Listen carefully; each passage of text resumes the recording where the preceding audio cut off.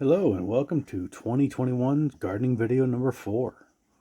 Yes, your backdrop has changed yet again. Now it is a Star Wars puzzle for multiple reasons. Number one, our family are all big Star Wars fans, and number two, my children never put anything away, which they probably got from me, unfortunately. Anyway, going through all my root veggies and tomatoes and peas and beans. I know it's kind of a weird group, but it's what I had left. So I probably should split this into 2 videos, but I don't care.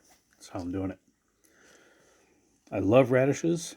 Funny story about these was last year I planted some in late August, and we just had a very, very hot September, and they just bolted on me. These things grew to like 4 feet tall immediately. And I went, oh well, I guess they all bolted.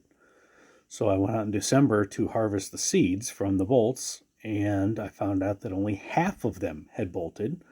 And I took out half a pot of beautiful white icicle radishes in December.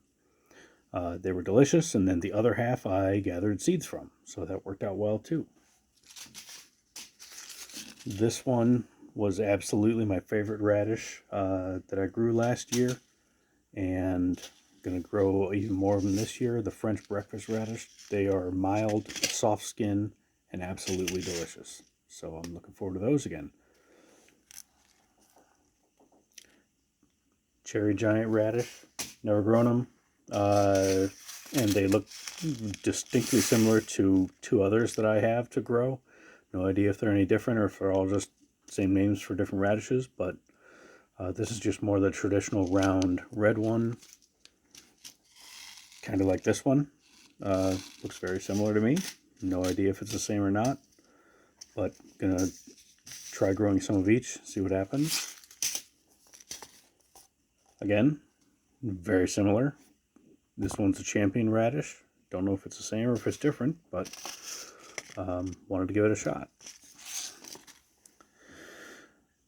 Watermelon radishes. These are absolutely beautiful.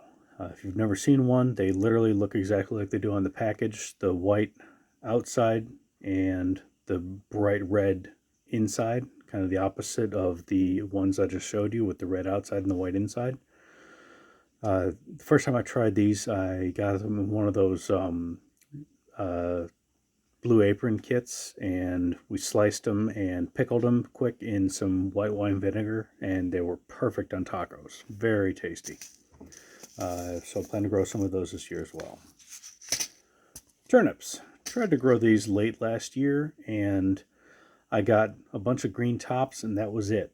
For some reason, they just didn't take in my garden soil. I'm not sure if I just didn't have soft enough soil or what, or maybe they just didn't have enough time to root, but the greens tasted really good. I ate some of those and then just kind of did away with the rest, but I'm going to try it again this spring. Beets. This is the Detroit dark red beet. It grew okay for me last year. Not great, but looking forward to giving it another shot. And I actually made a couple different hot sauces with beets, with these ones, and they turned out really good. Very hot, because, I use hot chilies. A Ruby Queen beet. No idea what the difference is between this and the Detroit dark, but wanted to try something different, see if this one works better than that one, so on and so forth. I got these in a trade from a Facebook group, and literally it's just a bunch of mixed beets, so I'm going to try those as well, see how they come out, and if one performs particularly well, I'll try to isolate it and maybe get some seed from that. No idea how to say it. Chogia, I don't know, but they looked pretty, and these were seeds I got from the local library, and going to give those a shot, see how they do. Just got these, bought them off of eBay, 250 seeds for like $4, and just regular yellow onion seeds. The main reason was I wanted to make hot sauces and salsas where every ingredient came out of my garden. I've never been able to do that, and I want this year to be the first time. So I already have garlic growing. I'm going to grow peppers, and you'll see my tomatoes. But in order to do it, I also need onions because I love onions. So I'm going to use these as well. Same thing here, red Creole onions. The seller said there was going to be 500 seeds. I don't buy it. Well, I did buy it. That's the issue. But that'll be enough for me. So I'm not going to whine and complain about it any more than I just did.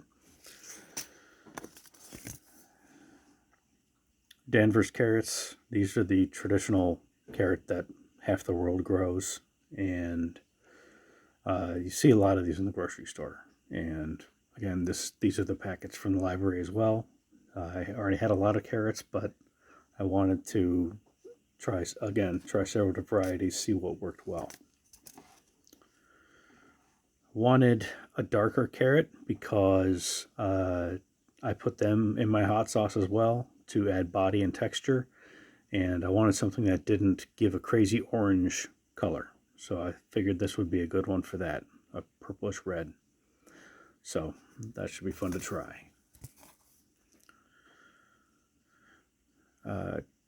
No idea what, red core. They looked really pretty, and I wanted to try these as well, because again, more is better. So, short and sweet. Just a simple, very short germination period, and I wanted to give these a shot.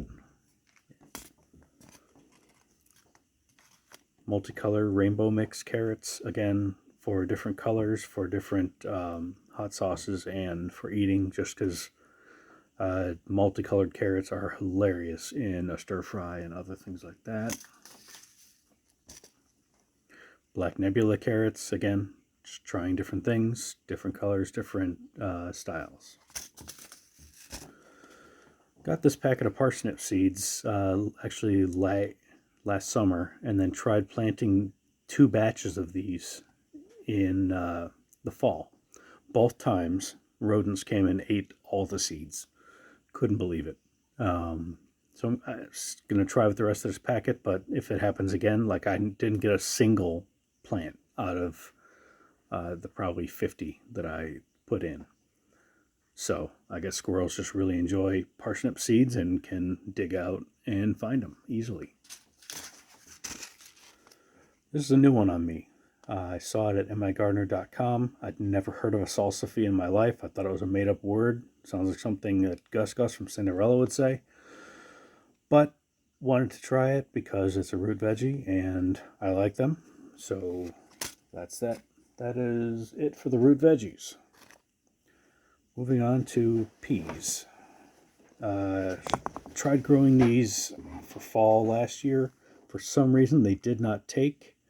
I don't know if I planted too late or if the seedlings weren't big enough when I planted, but I'm going to try again this year in the spring. Black-eyed cowpeas, same thing. I tried them last year. They didn't take, so I'm going to give it another shot for spring. This is, I believe this is a bushing variety, so a little different than the average pea that would grow up a trellis. But I'm going to give this another shot as well. Moving on to tomatoes. 2 different kinds of tomatillos. The regular traditional green tomatillos that come in the husk, and a purple tomatillo. I think that's called a jamberry. That's what my minor internet research taught me. Again, another Facebook swap. Hopefully they work. I'm going to grow 2 of each of these. Actually, I'm growing 2 of each of all of my tomatoes this year. Beefsteak tomatoes, the traditional big meaty tomato. Love these on sandwiches. I actually introduced my son to the BLT last year, and that's all he wanted to eat all summer long. And I can't really blame him because it's one of my favorite sandwiches as well. So gonna grow some of these, and they're also perfect for chopping up and putting into salads, stuff like that. Paste tomatoes, obviously, as the name says, they're great for making tomato paste or Actually, they made a good salsa as well because they're big and meaty. And I just throw everything into the food processor to make mine. Let's see. Heirloom Golden Jubilee. Never had them. Never tried them. But somebody offered them up as a trade, so I'm going to give it a shot. Traditional Romas. The ultimate paste and canning tomato. Wanted to try these as well. I don't think I've ever grown them, but they can't be that different. Extra large Roma, whatever. Opalka tomatoes. They are long, slender, very similar to a Roma. And my parents grew them last year, and I thought they were really cool. And somebody offered these up, so I swapped for those. Yellow cherry tomatoes, another one just like the paste. I harvested these seeds myself last year, and hopefully I did it right so that I can grow them. These were really, really tasty, especially dried or just pop in your mouth as you're picking. That's always fun too. So these are some dried beans that a coworker gave me. Here's the packaging. Hilarious. B, if you're watching, yes, I'm still growing these. I grew a ton of these last year, and they fermented very well. I mixed them in with my cucumbers and garlic, and they fermented beautifully. Very tasty. I'm actually still eating some because I still have probably a dozen jars of pickles that I haven't touched yet. Probably more now that I think about it, because I made some spicy that my son won't eat. Pinto beans. My wife loves refried beans, and Pinto make really good ones, so I'm going to give that a try this year. Straight up garden beans. Easy peasy. Gonna try them. Tried planting these last year in the fall as well, because I was told that I could, but they didn't take, just like the sugar snap peas and the cow peas. Don't know why, don't know what I did wrong, but I'm going to try again this year. Blue Lake bush beans. This was a workhorse for me last year. I grew tons of these. Well, tons. For me, it was tons. I think I put in 8 plants, and they grew very, very well for me. I was very happy with those. French fillet. They're a big long bean. Frost sensitive, so obviously they have to wait a while to plant them, but they I wanted a big long one just to because I've never tried growing them, and I think they'd be fun and cool on the vine. Last, dragon's tongue. They're gorgeous. I've never tried them. Not only never tried growing them, but never tried them at all. And I've heard that they're really good, and I wanted to give them a try. So that's it.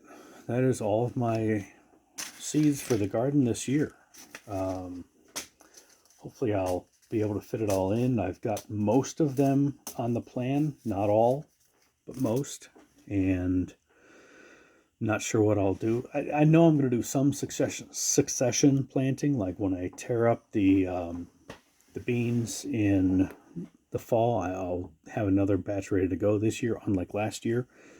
But I'm also already planning out what I'm going to put in place of the garlic and shallots when I harvest those in June or July. So just got to make sure I come up with a plan and figure it out from there. That's kind of the key to this whole thing, right? So thanks for watching as always, and I will see you soon out in the garden.